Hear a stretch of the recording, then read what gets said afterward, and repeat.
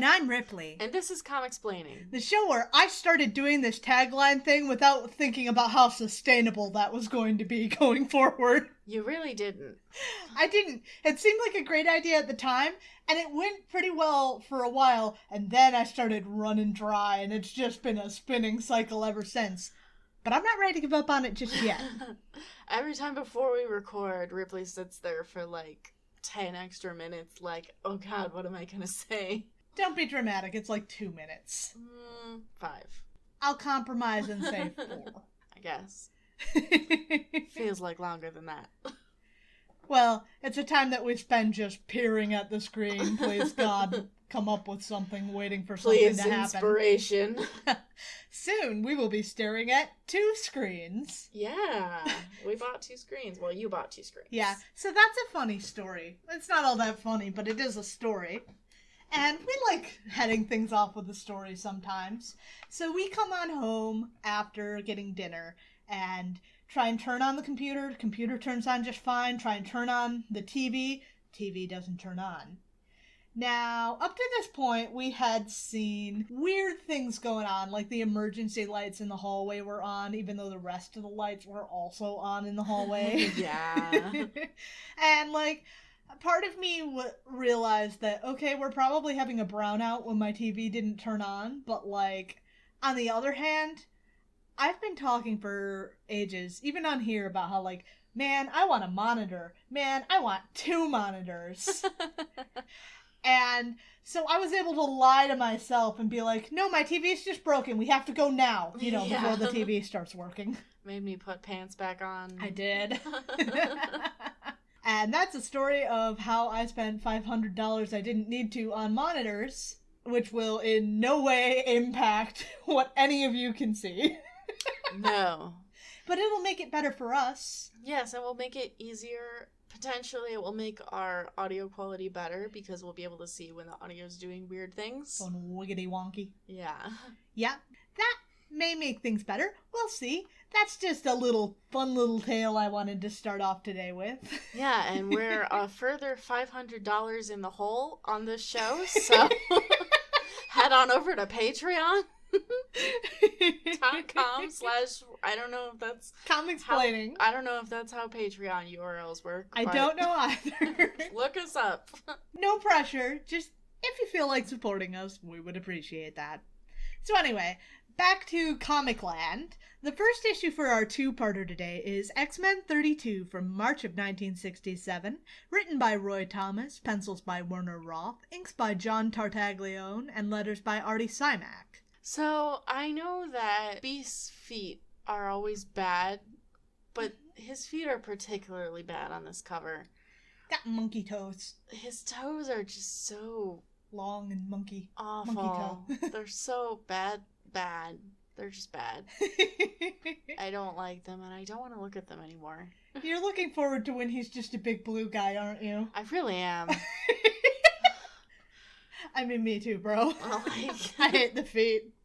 Like, Future Hank is just, like... cool and blue. Blue and hairy. Sometimes he's, like, a lion if the artist can't be bothered to do something other than copy a picture of a lion. Which is fine. I mean, like, good for him, I guess. Yeah. Even though he's got big feet even then, there's no emphasis just on feeding it up. Well, yeah, because he's, like...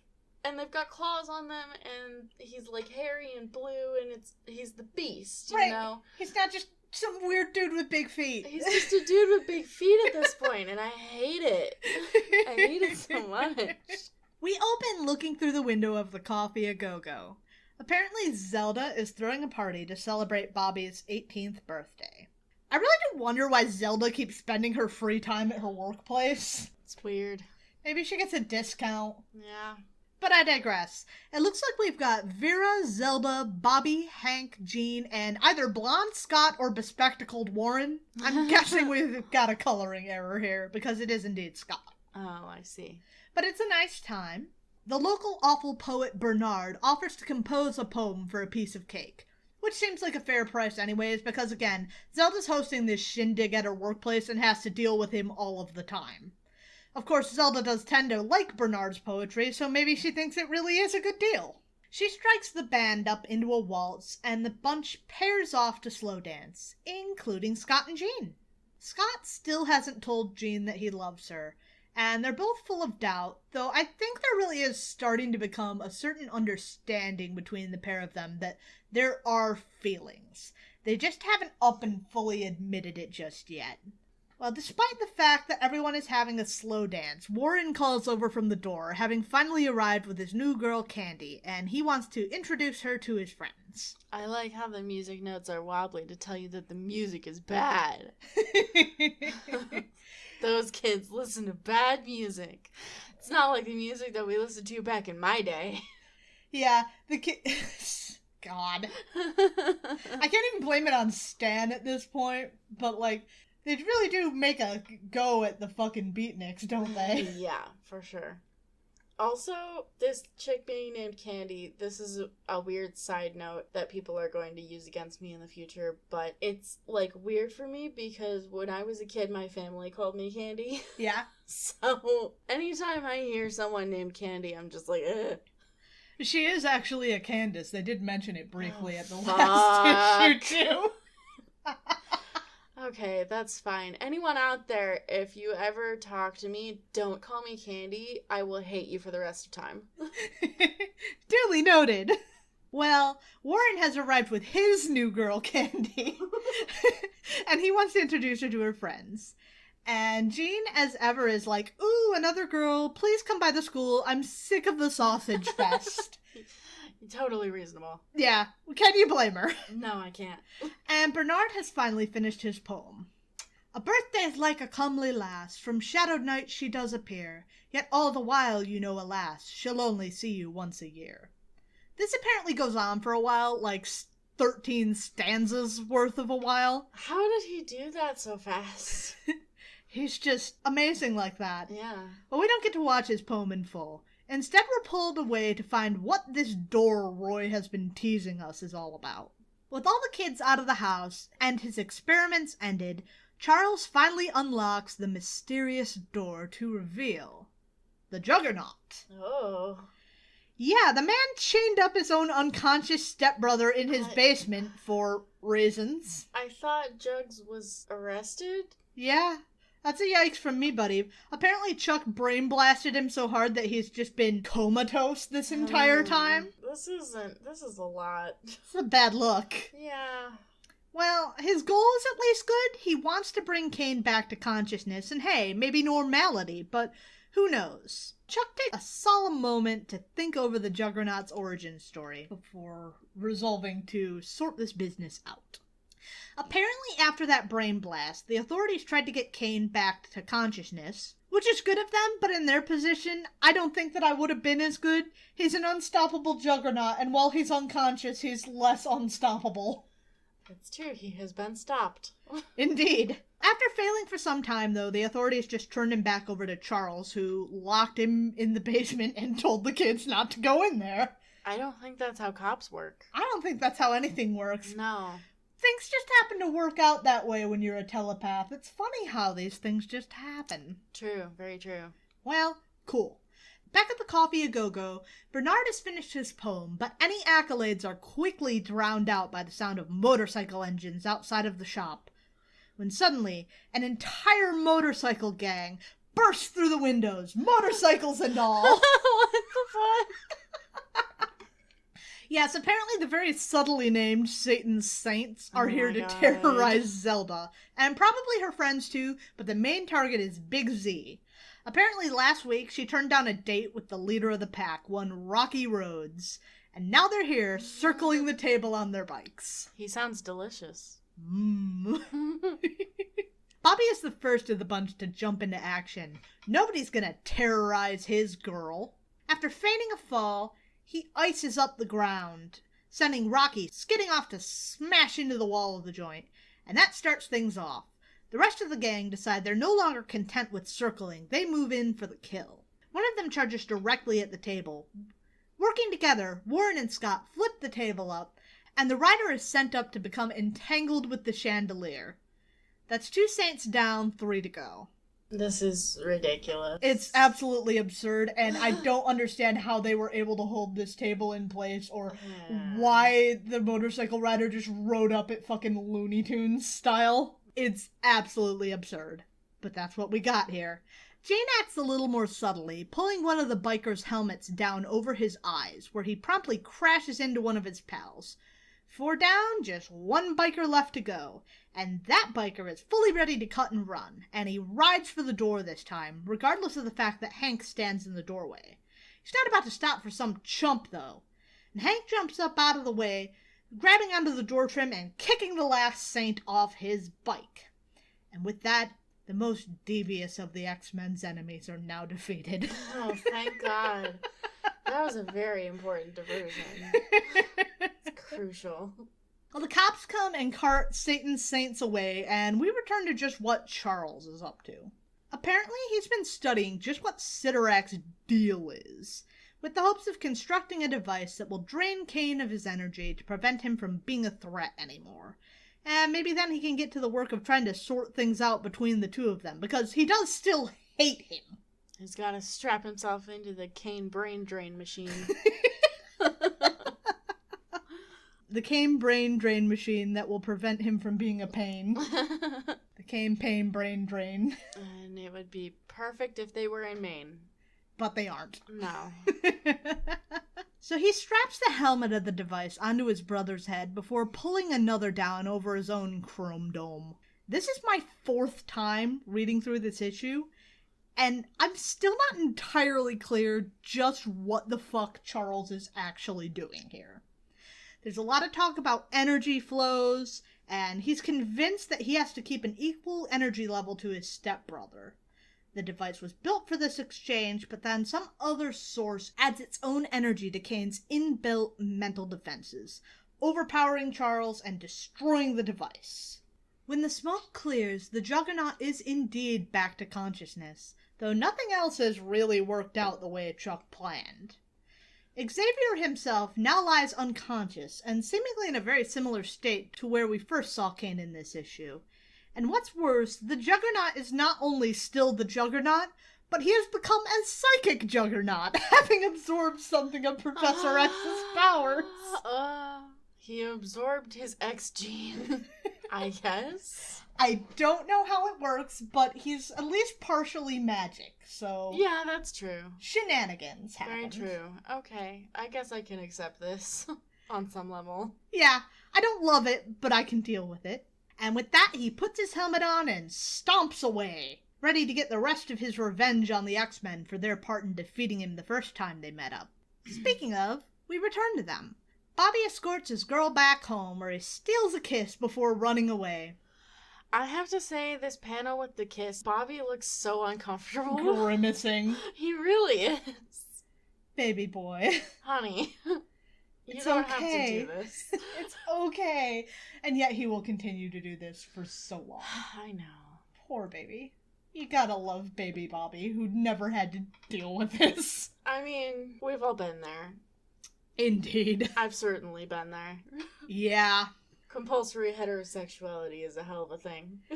It's so funny going through the various hoops that you will jump yourself through. Mm-hmm. Like, I was out at this brewery that I used to go to when I was a kid. Brewery. Obviously not drinking any beers because I was a kid, but Right. there used to be this giant artwork that went along with one of their beers that had like a can dancer, and it was like, I can't look at her. I just simply can't. I will look at the poster of the giant snake instead. Yeah. It's so stupid, the number of hoops that you jump through, and only when you think back on it like 10, 20 years later do you have any thought about, so that's what's up with that, huh? Yeah. Bobby runs on off away pretty quick after that kiss. Yeah. It's okay, Bobby. You're okay. Like, I'm excited, Hank. I swear to God, I'm excited. I did it. I kissed a girl. I kissed the girl. Warren is also having a romantic attempt, but he's having slightly less luck with Candy. He too escorted her home, but when he asks her out on a date the following Saturday, apparently she's got one already arranged. Bummer. Yikes. His response is actually super cute to me, like, oh well, if at first you don't succeed, cry a lot. Oh my god. Warren. What the fuck? He's supposed to be like a cool playboy, too. Oh my I don't know why, but it makes me smile. Well, he mopes his way back to his car, fairly bummed out. This other fish in the sea business isn't fun when the fish don't all bite. Still, at least he's aware that he's at least partially jumping so fast because he's on the rebound after it was clear Jean only had eyes for Scott. Speaking of which, that pair take a stroll through Central Park, chatting and enjoying what the night has to offer when things take a slightly more personal bent. Scott acknowledges that he can be a little bit of a loner at times, talking about how his fears of hurting others have really made him struggle to allow people close. This is apparently the general vibe that Jean had been picking up on anyways, but she reinforces to Scott that he is not alone and that people do care for him. The implication being that she is one of those people who cares quite a bit, but I still really like it. This exchange, if anything, made her only more interested in what's going on underneath Scott's facade, and he's definitely steeled up to, in the very near future, he needs to acknowledge his feelings. Oh, he's so sensitive. He needs to acknowledge his feelings, eventually. But not just yet. One by one, the X-Men trickle home. The first one we see is Warren. He is confused and concerned by the seemingly empty and unlit house. No sign of the professor. He suits up and flies through the house, searching for any sign of Charles Xavier, but all throughout the upper levels there is nothing. With one place left to check, he heads down into the basement to check out the professor's lab. He moves to open the door, ignoring the off-limits sign pasted onto it, when suddenly something jumps at him. He takes the hit and then whirls on his attacker to strike back when the lights flick on, revealing that it was Hank. Confused, the pair immediately stop fighting, turning to the door to see the rest of their friends, assumedly hands on the light switch. What the fuck are you doing? Apparently, though, they are also concerned because they got no answer from the professor when they used their signal watches. Something is very much not right, and to underline that, Cerebro starts wailing into the room. The X-Men rush to the professor's study to see who is coming their way, only to notice that the machine has been recalibrated to track some very different threats than they're used to. The names spelled out on the device are their own. There's no time to look closer, though, as some mighty force knocks Cerebro to the ground, breaking it once more. Farewell, Cerebro 2.0, we knew you well. The X-Men, now thoroughly freaked, know there's only one place they haven't checked, and surely that's where the blow came from. And they head back for the basement to figure out what's going on in here. Midway down the stairs, they flatten out into a ramp, sending about half of the X-Men tumbling. Oh, why is that a feature? Well, I mean, Charles has been in a wheelchair for years. This is a ridiculously steep ramp for a wheelchair, but that's my assumption, that he made wacky Scooby-Doo stairs so he could wheel himself on up. I guess. Maybe that's why the tentacles were originally built into the wall, to just wheel his chair up. Okay. The wall tentacles. I can't live my life with knowing that the wall tentacles exist. Waiting. Lurking. No. It's really funny to me, actually, because Jean is also like, hey, what the hell? But she comes to a conclusion as to why this function exists. And she's like, Professor Xavier must have installed the ramp as a protective device, which is a strange assumption. What, a slippery ramp was going to stop anyone who wanted to go down into the basement to cause trouble? Woo, a fun slide.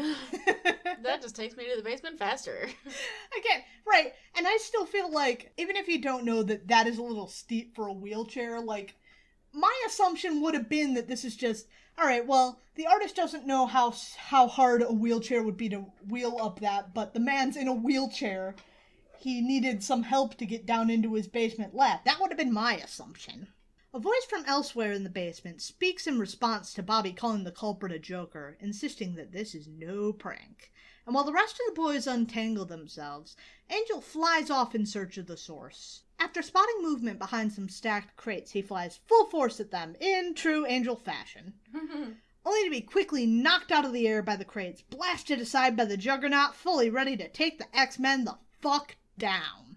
Cyclops calls out a plan for them to use. But he doesn't know that the Juggernaut knows every step they intend to take before they make it, now that he has Xavier's mental powers. His protective field prevents Marvel Girl from loosening his helmet as she intended to, and the Juggernaut quickly sends Beast and Iceman colliding into one another, knocking them two out of the fight. Hey Jean, taking his helmet off isn't gonna help if the professor isn't there.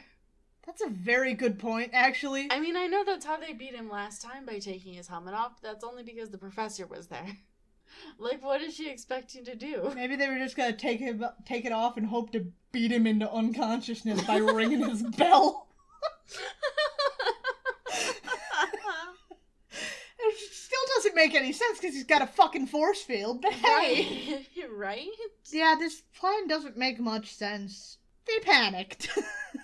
It's true. Only Cyclops and Marvel Girl are left standing, and they both know that they can't pull this off on their own. So Cyclops orders her to escape and go warn others about the Juggernaut. Assumedly the authorities or other supergroups. Scott then blasts at the Juggernaut, trying to push him back, but as usual it isn't doing a whole lot. But Scott thinks to himself with relief that at least Jean will get away. And then the Juggernaut responds aloud that no the fuck she won't. Scott's stunned as he realizes the implications, and he doesn't stop Jugsy from wailing on the ground, the sheer force of it knocking both Cyclops and Marvel Girl to the ground.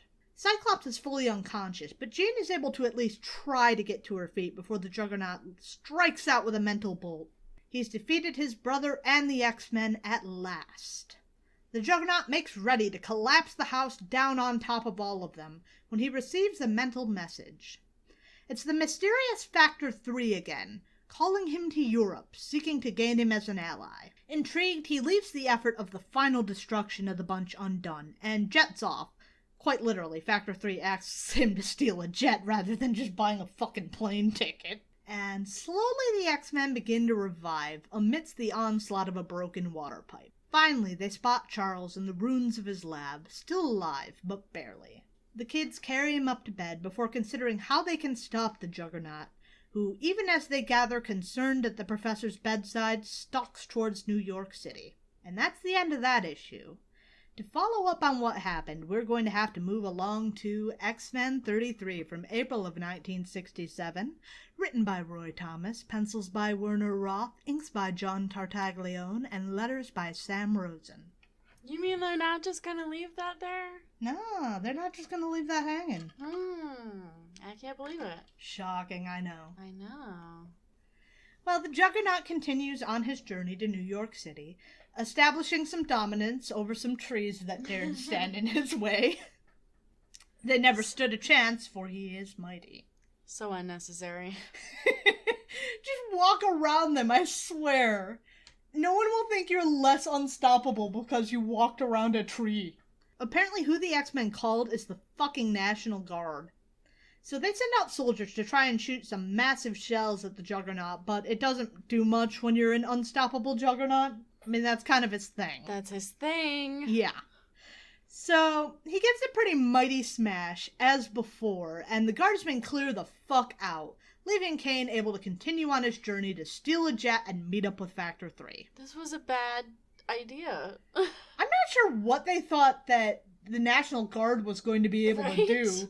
Call the Fantastic Four. Call the Avengers. Right. I'm not sure why they thought soldiers were the plan here. They looked in Professor X's Rolodex and all he had was his friend at the FBI or something. Yeah. His general friend. And they hooked him up. But, just call Reed Richards. He won't answer, but... Someone will, eventually. Maybe. Maybe. Call the Teen Brigade. The Teen Brigade is on it. Yeah. They're gonna assemble in their wimpy teenage brigadiness. Yes. I don't know what the fuck the Teen Brigade does. Every time that I've seen them, all they do is, use their radio to contact other people. So maybe that's what they do. They're a phone service. Yeah. They're just like, they're middlemen that connect each of the super teams to each other. It's like when you call 911 and you get dispatched, they decide who'd descend. Yes. Exactly. Except the Team Brigade probably also calls 911, so like, there's a middleman. Yeah. Oh well. Back home in Westchester, we find the X-Men still gathered around Charles Xavier's bed as he lies comatose. Scott asked Jean to hook up one of Xavier's gadgets, the mental wave amplifier, which I believe we actually have encountered before. We did, but I'm pretty sure they called it the Mento Wave Amplifier. You know, I think you're right. All those Mentos. All the Mentos. Well, using it, Jean is able to pick up psychic emanations from Professor Xavier, but oddly enough, she's picking up some weird information from him. She gets information from seemingly centuries ago. Back in those old times, she views the Ancient One, wandering through what will eventually come to be known as Korea, but at the time it is known as Chosun. Even back then, the Ruby of Sidorak was known enough to be a thing that the Ancient One ventured forth from Kamartaj to take a gander. This is the Ancient One from Doctor Strange, by the way. In Yes. case you were confused about that. He looks very similar to Charles Xavier, though. Yeah, because he's bald. Yeah. And he's got the eyebrows. He does indeed. Basically, he's like the dude who trained Doctor Strange. His magic mentor. Yeah.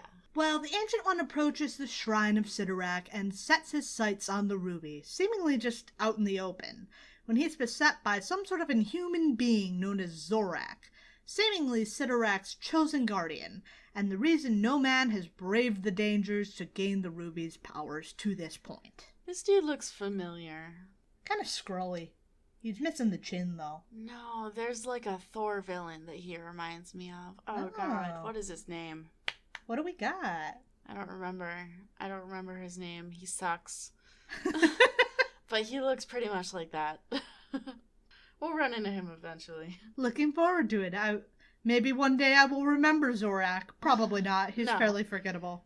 No, it's not the same guy. It's just similar looking. Well, the Ancient One engages in battle with Zorak, and he pulls a magic trick that leaves the Guardian trapped within the Ruby's own power and eventually drawn into it. Apparently this was information that Charles gained in his brief connection with Kane's mind before he was overcome. So the X-Men put Charles under the care of one of the devices he used to keep his stepbrother alive, even when he was comatose. And then they have to turn away from him for the moment. After all, the Juggernaut is still running rampant and heading for a major population center. So they seek to find out if this Ancient One who knows so much about Sidorak is still alive, as they for some reason sense that he might be. So they set to work getting Cerebro back upright and getting it back to operational status, after which they put it to work with one goal: find the Ancient One. Which, is the Ancient One a mutant, or are we back on being wishy-washy with just who Cerebro can detect? Maybe he really is one of Charles's forebearers. Don't like that. Nah, don't love it. I don't know what the fuck that is. I think it's just bad writing. Yeah. I think that's just, they forgot that Cerebro is for tracking mutants. Mm-hmm. As they do from time to time in these early ages. Yeah. Or it's just more convenient this way. Yeah. Well, Cerebro seems to be giving conflicting readings, that it both knows where the Ancient One is, and it doesn't. They're trying to figure out what the fuck is up with that, when a ghostly figure comes gliding through the wall. It's Doctor Strange. Oh my god. It is indeed. Apparently, as the Ancient One has passed, somehow Stephen picked up on the X-Men's searches, and so he has ventured here in astral form to see just what it is that they seek. The X-Men explain that they're looking for information on Sidorak, and since Strange possesses the Ancient One's knowledge, he knows just what to do. But he can only take 2 people along on the journey. As the deputy leader, Scott knows that he has to be one of the 2, but most of the rest of his friends beg to come along with. He's worried, but whether it be due to his love or an understanding of her ability, he chooses. Strange departs back to his body and sets Jean and Scott along on their journey to the Crimson Cosmos with a certain understanding of their mission and the warning that if they don't complete it within an hour, they will be trapped there forever. The Crimson Cosmos must be similar to the Purple Dimension. Probably. It's friend. There are different dimensions for each color of the rainbow. Obviously. Scott instructs the rest of the X-Men to hold the Juggernaut off as he and Jean begin to fade away. They rematerialize just inside the border of North Korea, and Jean senses that within a nearby mountain lies the Temple of Sidorak. They worry that the area may be mined given the Korean conflict, but with Jean's help, they're able to levitate across the suspect ground. No sooner does Scott set to work trying to blast through the mountain to the temple than a patrol of North Korean soldiers comes into the area. Worried about being discovered, Jean reaches into the rubble where the mountain once was shelled so long ago, and she telekinetically removes a keystone, setting rubble showering down and setting off the mines. That's enough for the already spooked soldiers to run for the hills, and the two can finally venture into the temple itself. As they draw near, the ruby has a seductive pull, seeming to fill their ears with music and draw them to want to touch it. Jane is nearly bewitched by the gem, but in Scott's reminder of the risks, the spell seems to be broken by his voice, and the two clasp hands, repeating the incantation that Dr. Strange passed along to them before seemingly being drawn within the gem itself. Within they behold a strange landscape, but also nearly immediately with the once exiled Zorak, now known as the Outcast.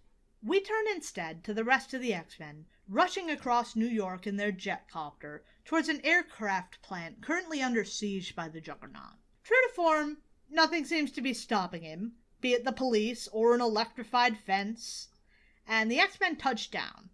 The Juggernaut sees this, and he sets his sights on them almost immediately. Not at all interested in mercy. He gave them a chance, and they came back for more. They're fair game. He hates those babies so much. He does.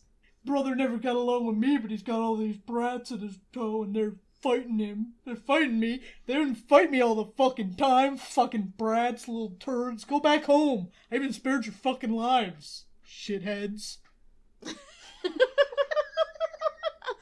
Goddamn, just let me live my fucking life. Let me steal a jet in peace, God. The fuck's it matter to you? I'm not even a mutant. I'm not your problem. Children. Goddamn kids, get off my fucking lawn. Lawn of the aircraft place. It's my lawn. I own this bitch.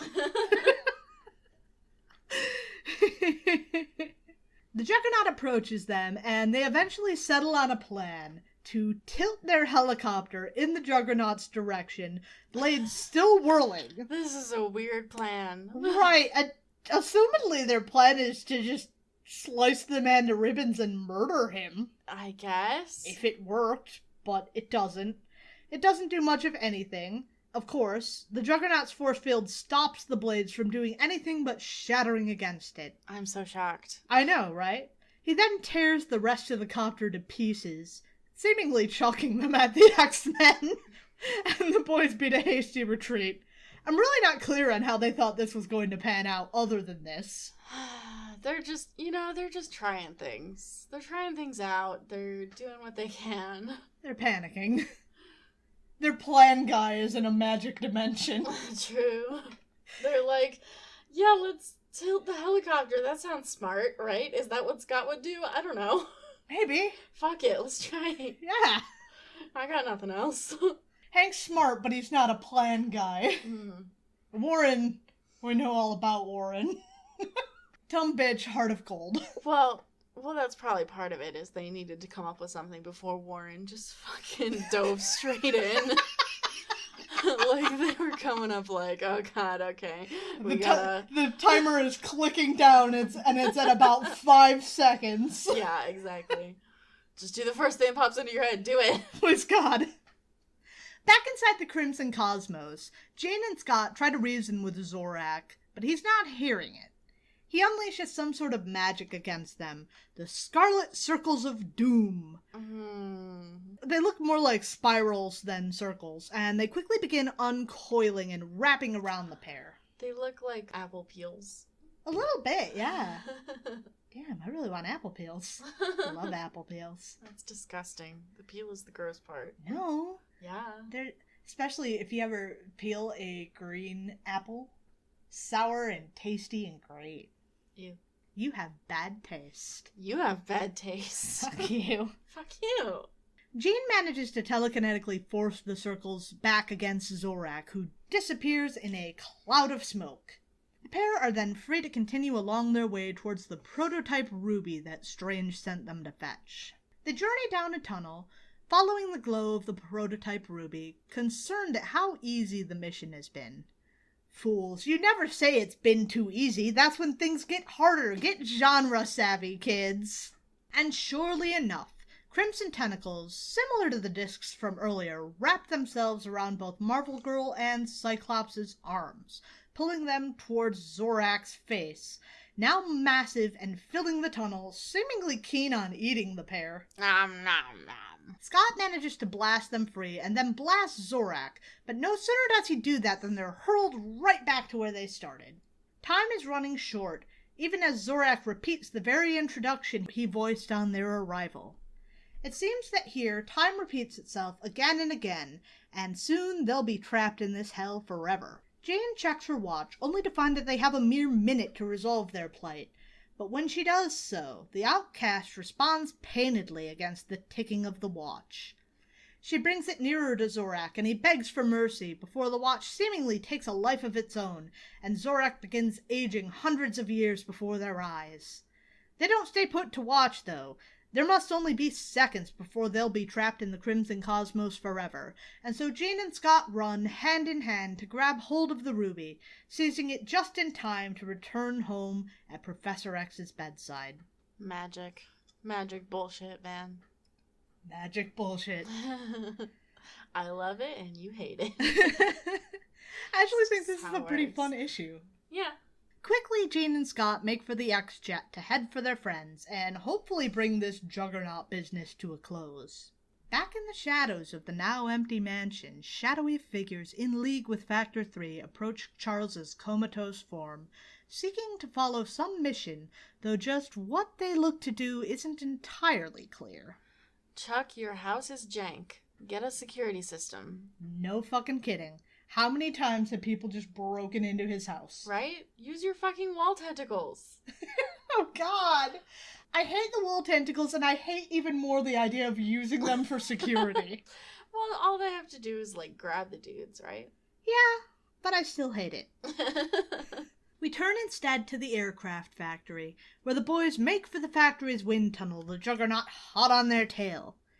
They duck behind the controls and activate the wind tunnel, and the immense force pulls at the juggernaut, drawing him towards the blades of the giant fan that drives it. Really not sure about the layout of this wind tunnel, where the fan that apparently pulls at the juggernaut is right in front of the control panel. That sounds like... let me check. Yeah, it sounds like bad design. You would think that you would want the fan going other way, where it would not immediately pull the operators into its fucking blades to get dashed to pieces. But no, that's not how it works. It's just like that. You'd think you'd want it going the other way, so you'd have to make a full circle before you hit the blades. But no, apparently it's just like that. Well, the X-Men don't get chopped to ribbons, obviously. But the Juggernaut is pulled into the blades of the giant fan, disabling it pretty quickly. For a moment, he seems stunned, groggy, and they begin to believe that they may stand a chance, but nothing that Beast, Iceman, or Angel is able to muster can stop him. They're not really heavy hitters, any of them, and soon the Juggernaut is back at full force. The boys are ready to make their last stand in one great charge when they notice someone at the door. That's right, it's Cyclops and Marvel Girl, armed with the prototype ruby. They draw nearer, holding it out in front of them, like you would a vampire with a cross. Yeah, much like that. And as they draw nearer, the Juggernaut begins to feel weaker and weaker. Confused and wishing to regain his full strength, Kane lunges for the ruby, seizing it in the hopes of basking in its glow and regaining his power, but that's not what happens. Instead, he is engulfed by the energy and begins to fade away with one last cry of, "I'm the Juggernaut!" And then, in a final burst of cold flame, the Juggernaut is gone, spirited away to the Crimson Cosmos. Left in the ruins of a wind tunnel with no one left to fight, the X-Men set back off for home, ready to tell the Professor of their adventures. But when they arrive, they find that the Professor is gone. And that's where we end our tale, on a hell of a cliffhanger. So, I'm a little confused. The ruby that they used against him was not the same ruby that gave him his power? No, it was the prototype ruby that apparently works in opposite world. I don't understand, but okay. I don't know why Sidorak did it this way. Okay. It's beyond me. It's fine. So what was your rating? I don't know if you want to do these individually or as a pair, because they go pretty well as a pair, but they are different adventures. I'll rate them both together, because I feel like it was pretty cohesive. Yeah. I'd say 4 out of 5. It was definitely more enjoyable than the other Roy Thomas issues that we've read so far. Yeah. You know, the Juggernaut's always fun. He's... a juggernaut, bitch. Yeah, that's what he is. What would you rate it? I am pretty similar. 3.5, really, for both. I think they make a pretty cohesive adventure together, but they are independent pieces. There's always that nice sense of just dread when the Juggernaut is there, where it's just like, we can't stop him. All we can do is hold him back until someone comes up with a plan. Right. And that's really fun about that first part. And then you get some magical misadventures in the second part. I really love that for some like completely unexplained reason a watch just having a watch just introduced time into the dimension and made the dude rapidly age. Like, it's so out of nowhere and ridiculous, but I love it. It is really fun and weird and fun. It's really fun and weird in a way that there's this problem with Magical Marvel that Stan specifically does, but other authors do it too, where they feel the need to give some kind of pseudoscientific explanation for what is happening with the magic, and a lot of the time it just raises more questions. But, like, I love that this really just leaned into, it's a watch, so it makes time. That's just what it is. See, I prefer rules, but it worked well enough for me, because that is still a rule. No, I'm not saying rules are bad. I'm saying coming up with a... actual scientific explanation. Here's a good example. The vibrating electrons on the end of Loki's horns. Okay, now I understand perfectly what you mean. Like, it would be fine if Loki just shot a fucking magic beam out of his horns. Why does he need vibrating electrons? Why do all Asgardians emit an aura of free-flowing electrons that Thor can track them by? Why? That doesn't need to be a thing. I totally understand now. I wasn't sure what you were saying, but as soon as you put it into words, it all snapped into frightening clarity. I had to come up with a good example. But it was the perfect example. Yes. I think Loki should shoot laser beams more often. I do too. I think it would really make there be a reason for the horns. Yeah. Well, yeah. So we're both 3.5, 4. In that same neighborhood. So we're around there. It was fun. Everyone loves the Juggernaut. The What If show, the first episode is coming out on the same day as this episode. Yes. We've talked about it a little bit before. What I actually wanted to talk about is the What If comics. Yeah. Because we haven't talked about those a lot. And basically, the What If series of comics are like basically just Marvel's way of exploring like different things that could happen, like alternate universes, basically. The goofy conversations you have with your friends. Hey, what if Flash Thompson became Spider-Man? Yeah, stuff like that. They're really fun a lot of the time. So I actually went through and found like some titles and premises that seemed kind of interesting. So I found like, what if Spider-Man joined the Fantastic Four? Very plausible. What if the Phoenix didn't die? Indeed, the ending Claremont intended. There's one that's like, what if Jane Foster found the hammer instead of Don Blake? Which is interesting, and also literally Jane Thor happens later, so... What if Bruce Banner didn't interrupt Rick Jones and Rick was the Hulk?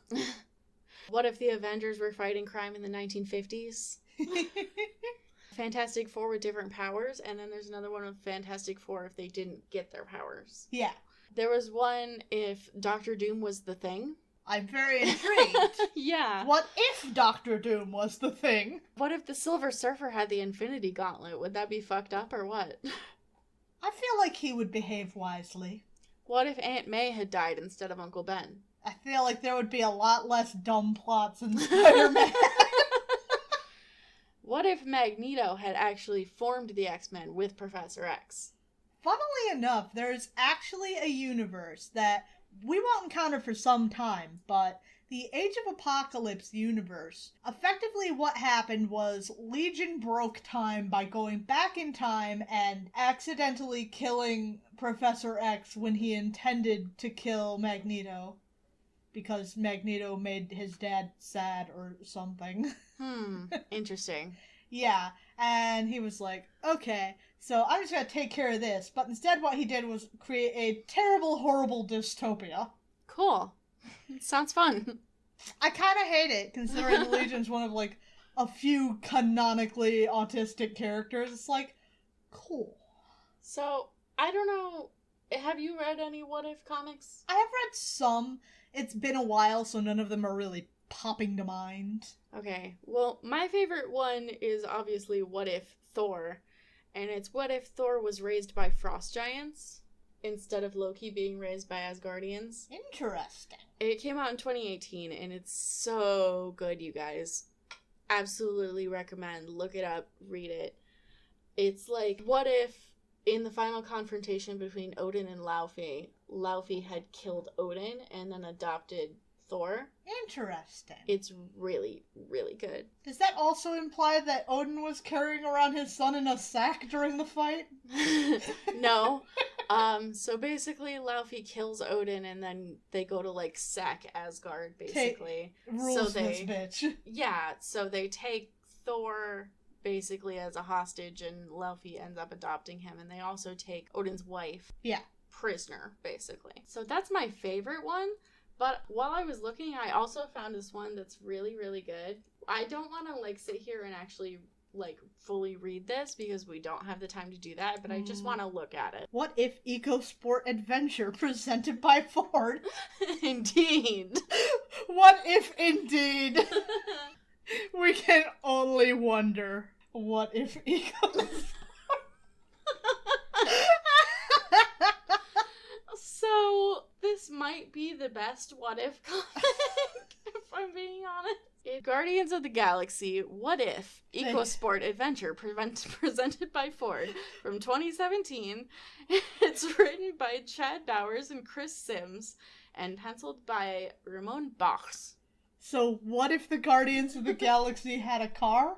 So, here's the plot synopsis. The Guardians of the Galaxy and Baby Groot come to the rescue when Yondu and the Ravagers set their sights on a new piece of tech so impressive they have to have it. Will the Guardians be in time to stop Yondu's crew from liberating the Earth vehicle to sell to the highest bidder? Who cares if they do? They make them! Presented by Ford EcoSport. Is this implying that Ford would not sell their car to space pirates? Is this their line in the sand? This is the most amazing branded comic I've ever seen. This is big brain shit. We're not going to sit here and read it, but we should. We're not going to, but we should. You know what? We might do it as a Patreon exclusive. You know, that I would be love worth it. That would be absolutely worth the time that we put into it. All right, so look forward to that. Subscribe to Patreon. God, the art on the cover is also just awful. Really bad. What the fuck is up with Baby Groot? Except for the car. It's like they got... They photorealistically traced and colored a car. Yeah. And then just drew... Look at Rocket. What the oh my god. I didn't even see him. He looks so bad. I love this idea. I'm all for it. I want more adventures of the EcoSport in space. So, yeah, look forward to that episode in the What If show. It's definitely gonna happen. No, honestly, I don't think the What If show is probably going to adapt any of the What If comics. And honestly, I think that's probably a good thing because I think the What Ifs are best as like a one and done, you know? Yeah, and what is a good what if for 616 may be a different thing than what is a good what if for whatever the fuck the MCU's number is. 1999999999. There's so many nines. Because the MCU and 616 are different universes, whether you like it or not. No matter what they may try and tell you. They're wrong. They are indeed. It has a number and it's not 616. It has numbers for a reason. Why would, in the MCU, they even assume that the number would be 616? Like, why would they decide that's the number? That would be really weird. Weird. It's dumb. If you were a cocky American spy agency or whatever, wouldn't you be like, we're Earth 1? Yeah. That's got typical American feel to it. It really does. We're number one. We're number one. We're number one. Group, group, group, group, group. Okay, that's all I had. Well, next week we're going to be back to our normal schedule, so we'll have some 4 on hand for you. Look forward to that. Look forward to it.